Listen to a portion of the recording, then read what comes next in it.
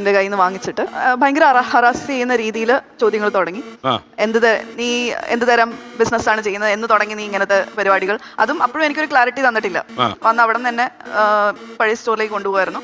അപ്പം ജീപ്പിൽ കയറാൻ പറഞ്ഞു, ഞാൻ പറഞ്ഞു കയറില്ല എന്ന് പറഞ്ഞു. അങ്ങനെ എൻ്റെ വണ്ടിയിൽ അവർ ഓടിച്ചു, ഞാനിരുന്നു, പോലീസ് ഉണ്ടായിരുന്നു.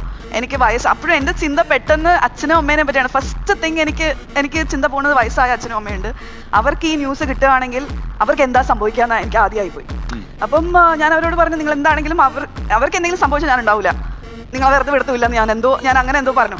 പിന്നെ എനിക്കൊരു ടെൻഷനായിപ്പോയി, എന്താണ് സംഭവിക്കുന്നത്. പിന്നെ അവിടെ എത്തിയപ്പോഴത്തേക്ക് തന്നെ എനിക്ക് കാര്യം മനസ്സിലായി, ഇത് വളരെ സീരിയസ് ആയിട്ടുള്ള ഒരു കാര്യമാണ്. എക്സാക്ട്ലി. സോ അപ്പം അവിടെ എത്തിയപ്പോൾ തന്നെ, എന്റെ പഴയ സ്റ്റോർ എത്തിയപ്പോൾ തന്നെ 10-30ഓളം ഓഫീസേഴ്സ് മഫ്റ്റിയിലും പോലീസ് വേഷത്തിലും ഒരുപാട് പേരുണ്ടായിരുന്നു. അപ്പൊ എനിക്ക് കാര്യം മനസ്സിലായി, ഇത് വളരെ സീരിയസ് ആയിട്ടുള്ള ഇഷ്യൂ ആണ്. അപ്പൊ തന്നെ ഞാൻ പറഞ്ഞു ഇത് ട്രാപ്പാണെന്ന്. First thing what I said is, ഇത് ട്രാപ്പാണ്. നിങ്ങൾ എനിക്ക് എന്റെ ഡിവോഴ്സ് കേസ് നടക്കണം, അയാളായിരിക്കാം, അല്ലെങ്കിൽ അത് കഴിഞ്ഞിട്ട് എനിക്കൊരു പ്രപ്പോസൽ വന്നു, അയാളോട് ഞാൻ നോ പറഞ്ഞതിനുകൊണ്ട് 1 വർഷമായിട്ട് എന്നെ നല്ല രീതിയിൽ ടോർച്ചർ ചെയ്യുന്നുണ്ട്, ചിലപ്പോൾ അയാളായിരിക്കാം എന്ന് പറഞ്ഞ് അകത്ത് പോകുമ്പോഴും എന്നെ എന്തൊക്കെയോ എടുത്തുകൊണ്ടുവന്ന് കാണിക്കുന്നുണ്ട്. അത് എന്താണെന്ന് പോലും എനിക്ക് അറിയത്തില്ല.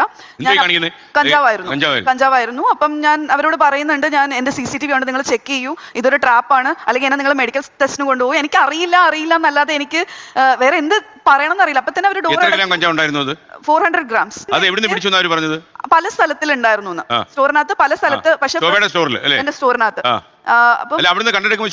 ഇല്ല, ഞാൻ അവിടെ ഇല്ല. ഞാനൊരു 25-30 കിലോമീറ്റർ അപ്പുറം വെള്ളാർ എന്ന് പറഞ്ഞ കോവളം സ്ഥലത്തായിരുന്നു. വഴുതക്കാടാണ് എന്റെ സ്റ്റോർ, തിരുവനന്തപുരത്ത്. അപ്പൊ ഞാൻ പറയുന്നുണ്ട് അവരോട്, ഞാനിത് ചെയ്തിട്ടില്ല എന്നല്ലാതെ എനിക്ക് വേറെ ഒന്നും പറയാൻ. അതും ഫസ്റ്റ് FIR അവർ എഴുതി വെച്ചിരുന്നെന്ന് വെച്ചാൽ, ഞാൻ അവിടെ ഫേക്ക് റിപ്പോർട്ട് എഴുതി വെച്ചിരുന്നു, ഞാൻ അവിടെ ഉണ്ടായിരുന്നു, ഞാനാണ് ഈ വസ്തു എടുത്ത് കൊടുത്തതെന്നും ഒക്കെയാണ് അവർ റിപ്പോർട്ട് എഴുതി വെച്ചിരുന്നത്.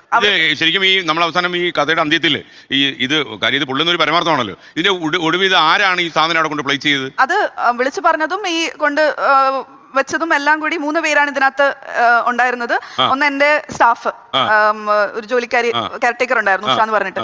അവര് അതെ, എത്രയോ വർഷം എന്റെ കൂടെ ഉണ്ടായിരുന്നു. ഞാൻ അമ്മയെ പോലെ ഞാൻ സ്നേഹിച്ച്, അവരിപ്പോ അത് കാണുന്നുണ്ടെങ്കിൽ അത് 10,000 രൂപയ്ക്ക് വേണ്ടിയിട്ട് അവർ എന്നോട് ചെയ്തത് മനസ്സിലായി.